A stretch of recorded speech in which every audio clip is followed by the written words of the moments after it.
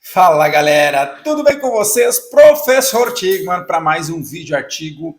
Hoje o assunto seria mais polêmico se tivesse alguns detalhes que tivesse me ajudado mais. Tu já vai entender, para quem me acompanhar vai entender do que eu estou falando. Mas o assunto é o seguinte, afinal de contas, quando a gente varia o exercício, quando a gente inclina o supino um pouco mais, um pouco menos, a hipertrofia é diferenciada ou não? Porque a gente tem visto na literatura que com as inclinações diferentes, existem ativações diferentes. Agora a pergunta é, mas isso gera uma hipertrofia diferente? Me fala aí, ô maromba, tu que treina aí teu supininho inclinado, supino plano, que bota pelo menos uns 30 quilos de cada lado, já tá pegando um pezinho legal, me diz uma coisa, tu sente diferença nos níveis de hipertrofia conforme o exercício? Então vamos lá, vou trazer um artigo para vocês que eu acho que vai ser legal. E deixa eu trazer minha tela. Olha lá. Jornal, olha só que interessante, né? Artigo por um grupo brasileiro, Chaves e colaboradores. Professor Martim Botaro foi minha banca, né? Banca de doutorado, Martim esteve junto comigo aí. A galera, então, Minas Gerais, publicado em 2020. O efeito do supino horizontal ou inclinado nas adaptações neuromusculares em homens não treinados. Então vamos ver o que esse pessoal tem a dizer. 2020.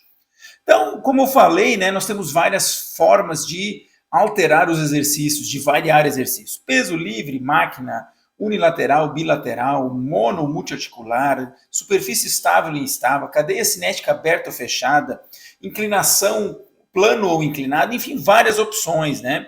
E essas variações têm se mostrado, pelo menos quanto à inclinação do banco, né? Mostrado que quando o banco está mais inclinado, existe uma maior ativação na parte superior e quando o banco está plano ou declinado, existe uma maior ativação na parte inferior do peitoral. O mesmo grupo muscular peitoral maior, né?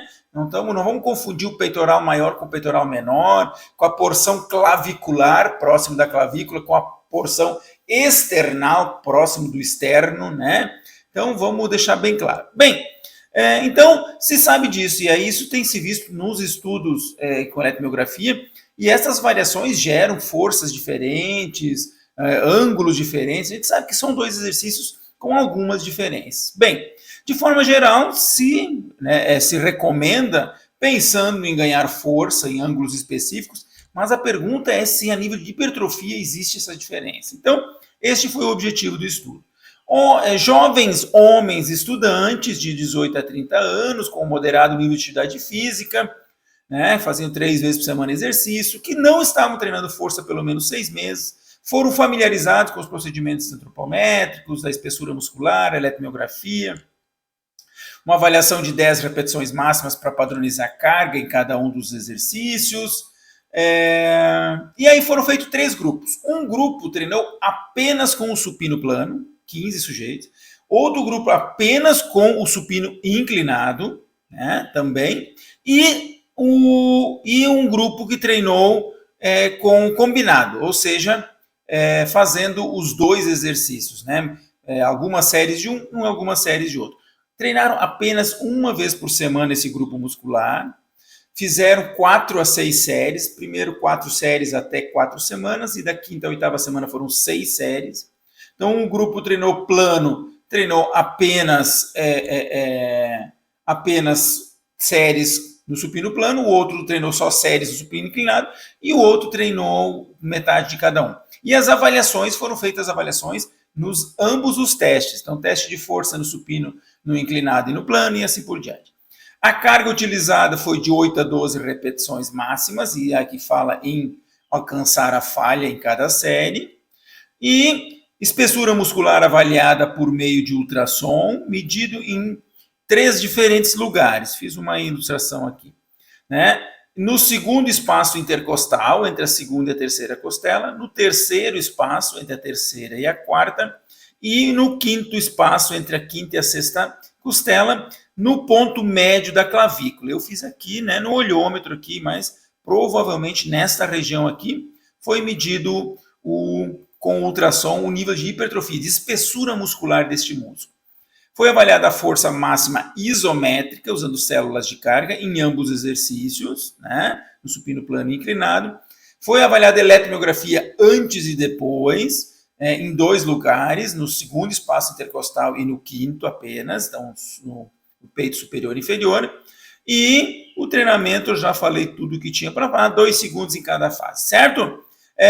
Foi feito tudo em máquina, né, Smith Machine, e a inclinação do banco foi de 44 graus, né? Então, estudos têm mostrado isso. Vamos lá para os resultados. Está inscrito? Está curioso para saber o que está acontecendo? Não esquece, aqui na descrição eu tenho uma lista de todos os artigos. Esse aqui é o artigo 109, todo o material está no Spotify, acompanha lá, vai lá no YouTube, te inscreve, ativa as notificações. Toda quinta-feira, às 11 horas, está saindo o artiguinho fresquinho para ti, para tu aprender um pouco mais. Vamos lá, então. Primeira coisa, níveis de força. Esse aqui é um gráfico que mostra a variação de força. E a gente vê que a variação de força aqui foi na ordem de 10, e aí nós não temos uma unidade aqui, né? Mas aqui eu acho que é quilograma-força, que eu vi no estudo antes. E no inclinado, aqui nas duas porções, no horizontal e no inclinado. Então, mostrando que as diferenças não ocorreram, né? Não houve variação da força, aqui tem a tabelinha, tá? E não houve diferença entre os grupos. Então, não houve, em termos de força isométrica, não houve alterações. Os autores ainda fizeram outra coisa, eles compararam a carga da primeira série de 10 RMs para a primeira semana e a carga da última série, da primeira série da última semana. E eles viram que o grupo que treinou inclinado, treinou com mais peso, aumentou mais carga. Então, ele traz essa diferença aqui. Outra coisa, quando se fala em nível de hipertrofia, e aí que o bicho vai pegar, vamos lá aqui. Quando se fala em nível de hipertrofia, está aqui os resultados, pré-treino e pós-treino, os 3 locais e os 3 grupos de exercício. Então, veja bem, o que aconteceu? No peitoral superior, no segundo espaço intercostal, né, peitoral clavicular, a galera do supino inclinado teve 62 incrementos de espessura muscular e os outros 2 grupos que treinaram meia e só plano, 31. Quando a gente vai para o terceiro espaço, essa diferença diminui para o grupo que fez inclinado. E quando a gente vai para o quinto espaço, o grupo inclinado ainda teve ganhos superiores. Então, veja bem, 58% a 42%. E quando a gente vai para o gráfico de diferença, que é esse aqui, as únicas diferenças estatísticas que aconteceram foram no supino inclinado para o grupo, né, na porção superior. Houve mais hipertrofia na parte superior comparada à parte inferior para quem treinou inclinado. Até aí tudo certo. Por quê? Porque era isso que se esperava. Agora a pergunta que eu faço para os meus queridos ouvintes. O que se esperaria para o grupo que treinou horizontal? Não se esperaria que no quinto espaço, no peitoral inferior, ele não fosse maior? E observe que ele continua abaixo do inclinado. Ou seja, os resultados mostram que houve incremento maior sempre no grupo inclinado, que possivelmente treinou com mais carga? Bem, não sei. Mas, de qualquer forma, a resposta não foi. Só teve diferença significativa numa porção aqui. As outras 2 porções, esses ganhos não foram significativos. Isso é importante se mencionar, né? Aqui coloca que não houve diferença entre os grupos no terceiro e no quinto espaço intercostal. Houve apenas diferença entre os grupos no segundo espaço intercostal. Tá? Continuando, a parte de eletromiografia não houve variação. Observem aqui que teve um único ponto em que houve mais ativação, mas foi pequena essa variação. Ou seja, então, por fim, o que ele coloca aqui? Das 3 medidas, 2 não apresentaram diferenças nas adaptações neuromusculares, nem na força, nem na hipertrofia, nem na eletromiografia. Então, ele coloca que a eletromiografia, né, sim, pode não representar necessariamente ativação muscular, embora se pregue isso sempre que se estuda a eletromiografia. E aí ele traz algumas limitações que eu quero explorar ainda mais com vocês, vindo aqui para minha tela. Então, gente, deixa eu vir aqui na tela aqui. Então, assim, ó, veja bem, agora eu vou dizer por que o detalhe pegou. Como é bom quando a gente tem uma coisa assim, ó, esse estudo aqui é um dos primeiros que tenta ver variação de exercício e hipertrofia. Boa parte das nossas variações, quando a gente estuda a variação, a gente estuda baseado na eletromiografia. E a eletromiografia tem mostrado esse comportamento, varia o exercício, pega mais um músculo, pega outro, vai variando. Mas quando se pensa em hipertrofia a longo prazo, a gente não sabe até que ponto isso acontece. Então esse aqui é um dos primeiros artigos, um dos poucos, aliás, que traz isso. Só que nós temos uma série de limitações. Né? Limitações que eu já apontei outra vez nos estudos até do próprio Schoenfeld, né? Falando, por exemplo, por que fizeram a avaliação isométrica e não a avaliação do teste de um RM? Ou até os 10 RMs que eles fizeram. Né? A isometria nem sempre tem uma boa correlação com a força dinâmica. Então, é um problema. Não temos o cálculo da diferença estatística entre o pré e o pós.